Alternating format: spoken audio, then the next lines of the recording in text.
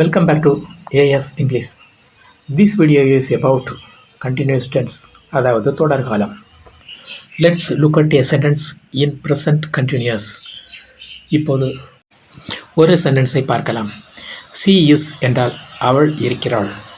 Cooking என்றால் சமைத்தல். She is plus cooking. அவள் இருக்கிறாள் plus சமையல் என்கின்ற செயலுடன் அவள் இருக்கிறாள். அப்படியானால் she is cooking என்றால் அவள் சமைக்கிறாள் அல்லது அவள் சமையல் செய்து கொண்டிருக்கிறாள் என்று பொருள்படும்.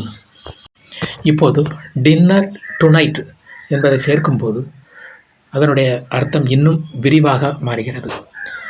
she is cooking dinner tonight.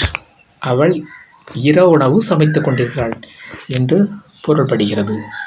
இப்போது இந்த சென்டென்ஸுடன் for me என்பதை சேர்க்கும்போது she is cooking dinner for me. அவள் எனக்காக இரவு உணவு சமைத்து கொண்டிருக்கிறாள் என்று அர்த்தமாகிறது. இப்போது இன்னும் விரிவாக பார்க்கலாம். she is cooking dinner for us. அதாவது for us என்பதை சேர்க்கும்போது அவள் எங்களுக்காக இரவு உணவு சமைத்து கொண்டிருக்கிறாள் என்று அர்த்தமாகிறது. நன்றி. Thanks for watching.